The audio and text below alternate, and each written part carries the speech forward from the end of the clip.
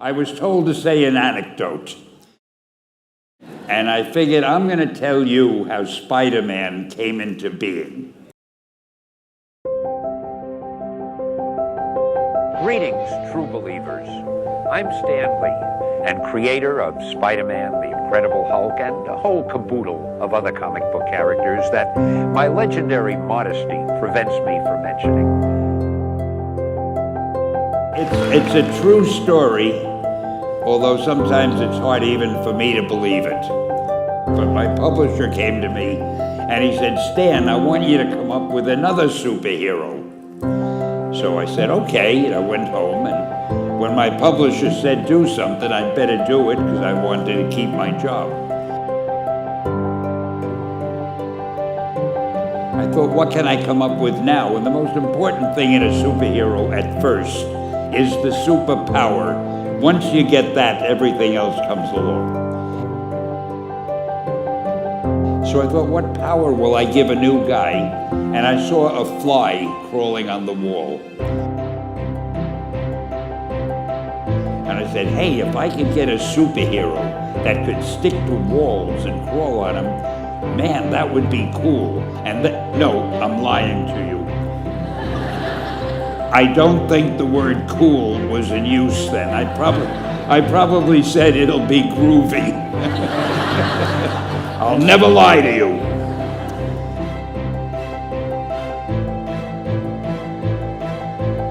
So I thought that was good. Now I needed a name. So I said, well, let's see, Fly Man, Mosquito Man.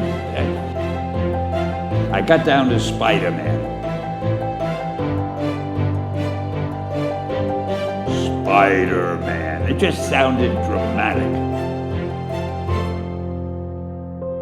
So, okay, I had my hero, I had his power, his name, and then I figured just for fun, I'm going to give him personal problems. Because except for you people who are that your lives are perfect, but most other people have personal problems. And then I thought I'd make him a teenager, because there were no teenage superheroes that I knew of at the time. So armed with all that wonderful material, those great ideas, I ran into my publisher's office and I told him. This was my reaction, the reaction he gave me. Stan, that is the worst idea I have ever heard. First of all, and he started to give me his, because he's a very logical man, very intellectual. First of all, people hate spiders, so you can't call a hero Spider-Man. You want him to be a teenager? Teenagers can only be sidekicks. And you want him to have personal problems? Stan, don't you know what a superhero is? They don't have personal problems. Well, I left the office disappointed, but obviously a much wiser man. And I couldn't get Spider-Man out of my system. So we were about to kill a magazine. I think it was called Amazing Fantasy. It wasn't selling well, and we were sending the last issue to press. When you do the last issue of a magazine, nobody cares what you put in it because the book is dying. Just to get it out of my system, I put Spider-Man in Amazing Fantasy, featured him on the cover, forgot about it.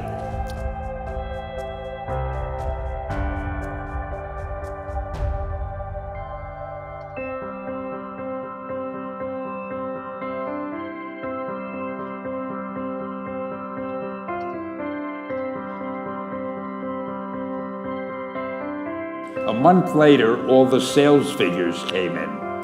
My publisher came racing into my office. Stan, you remember that character we both loved so much, Spider-Man? He said, let's do him as a series.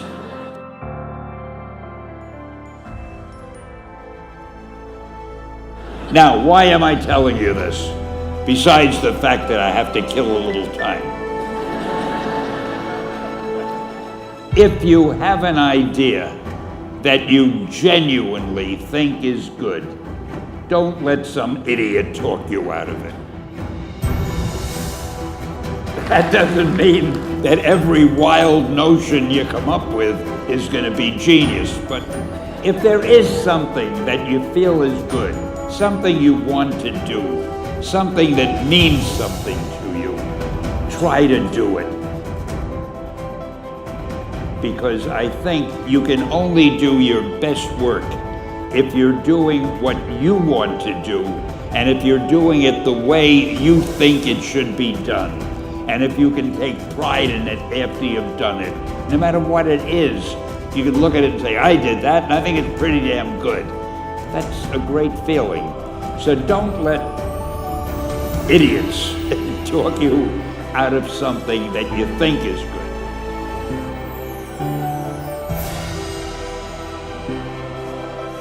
I want to wish all of you the best luck in the world. Just do your thing, do it as well as you, that's the important thing. Don't shirk. Whatever you do, give it your best shot. You'll be glad you did. Excelsior!